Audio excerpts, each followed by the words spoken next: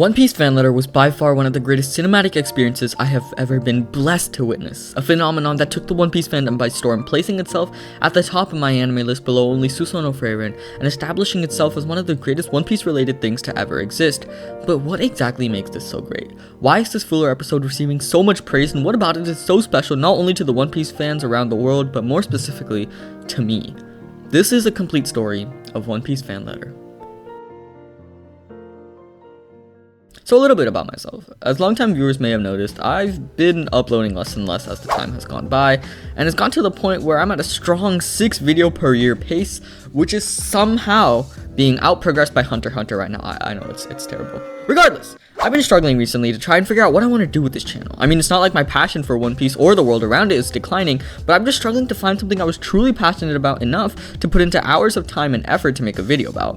And the lack of a drive to create a video about One Piece was eating me up inside, because I actually really like making these videos. In case you can't tell by me being almost at 100 uploads, which is kind of crazy to think about. Thanks for staying here throughout all this. Anyways, as I was saying, talking in the comments with you guys and just interacting with you guys was a really nice feeling, but I just, for the life of me, couldn't figure out what to talk about. I felt super lost as to what I wanted to do with this channel, and so I turned to my source of inspiration every time I feel lost.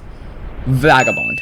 Yeah, I know it's a bit counterintuitive for this video to be starting off with Vagabond when it's about the fan letter. It's whatever. Okay, stick with me for a second. Vagabond is a story that I love very, very much. The exploration of Musashi's character and his journey to find himself is incredibly therapeutic, and the beautiful, rugged art style just tugs on my heartstrings in a way few things can. Yeah, as my reread of Vagabond progressed, and I know this sounds bad, I just couldn't stop thinking about One Piece. I mean, we were heading into Elbaf, and around this time, quite literally one of the coolest characters to ever be created just dropped, and I mean, come on, we're experiencing an arc that has more build-up than some mangas have content. I mean, that just shows you how insane One Piece is. But yet, something still fell off. No matter how much I cheated on Vagabond, no matter how much I tried to find something to talk about, I just couldn't. And that's where we got Fan Letter. One Piece Fan Letter is a story that deeply resonated with me for many reasons, but the most important one being it focused on what I love most about One Piece: Zoro's titties.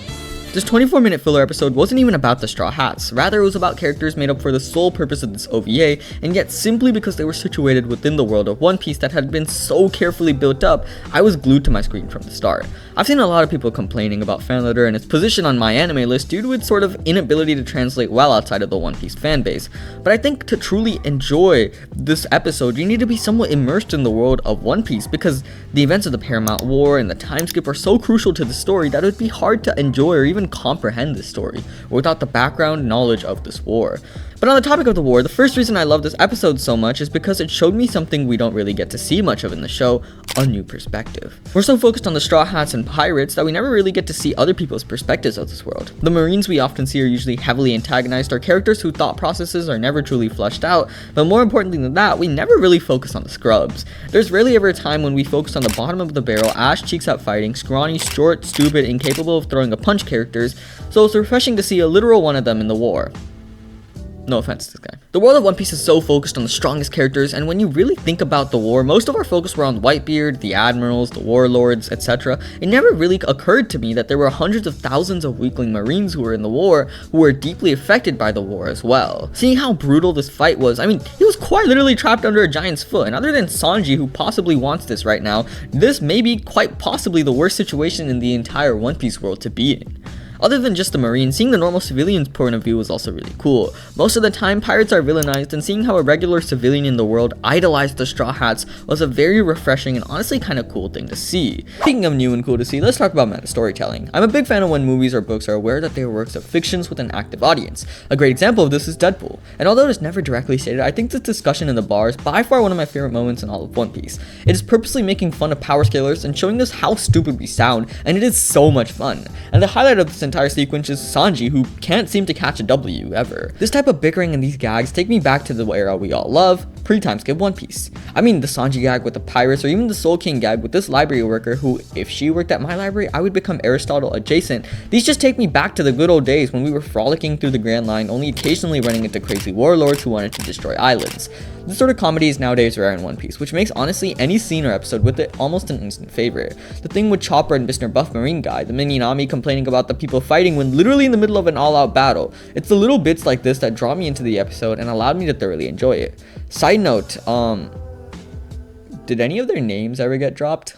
Like, I know this is like a bit late into the episode, and I know I should probably search this up, but like, while recording this, I was just thinking, like, I just called him Buff Marine Guy, Mini Nami, Weakling, like, well, they do they have names?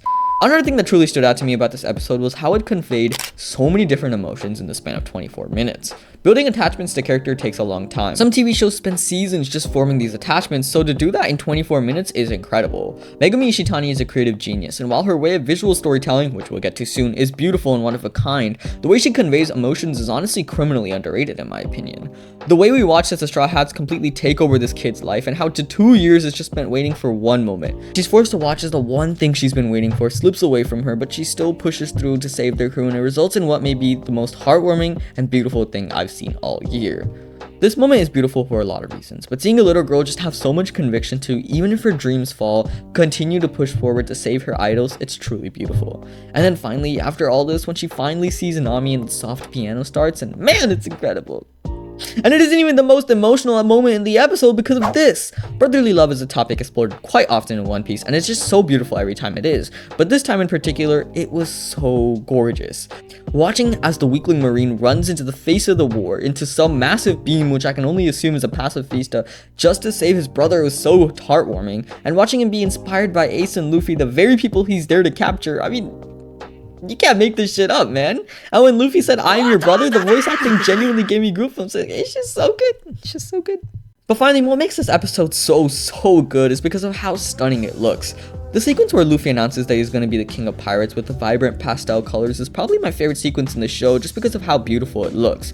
Ishitali's style in 10:15 carried over to this episode, except the only difference is now the entire episode is filled with this vibrant pastel look, and that is incredible to look at. The animation is clean and crisp with fluid moments and incredibly well animated sequences, and this is by far my favorite episode just based off of visuals. It's clear that the time spent on this episode was well worth it, and by God, this is the greatest thing I've looked at all year. The second greatest thing I've looked at all year. The third greatest thing, dude, I've been talking about Zoro's chest more than I have One Piece fan letter, bruh. But fan letter made me realize that One Piece is honestly such a beautiful story, and that I feel like sometimes I take it for granted. It's one of the greatest things I've ever read, and it's genuinely carried me through so many difficult times. I love this story so much, and it feels like fan letter has rekindled this love for the show for me. It transported me within this world and allowed me to feel what it's like to be a normal person watching the events of the Straw Hats unravel. Not following the Straw Hats, but rather watching them as they travel through this world. I mean, being in the world of One Piece is something all of us wanted to do depending on the spawn point, and this gave us exactly that. I'm genuinely blown away by Ishitani and her work over and over again, and this already cements her as an incredible director, which makes me look forward even more to see her future work. I'm beyond excited to see what she'll make, but also I'm beyond excited to see how One Piece continues now. I'm excited to make videos again. I'm excited to work on real life projects. I mean, it feels like this episode has genuinely lit something in me I didn't know I needed lit. One Piece has that effect on you where it can change everything, and for me, it has changed how I viewed the world once, and this episode just did that again. One Piece fan letter rekindled something in me that I didn't know I needed. It really made me think about my true love for One Piece and how much I love this series, and above all else, it made me realize the passion I have towards creating not only videos, but everything in life. It really reminded me of how glad I am to be a One Piece fan, and how glad I am to be able to make these videos. So overall, I don't know what this means for my channel. I don't know what it'll mean as I get busier and busier, but what I do know is that I'm incredibly grateful to have this place to talk with you guys and just make videos and have people that listen to me, and it's just genuinely such a blessing. Overall though, that's it for me. Thank you. See you guys on the flip side.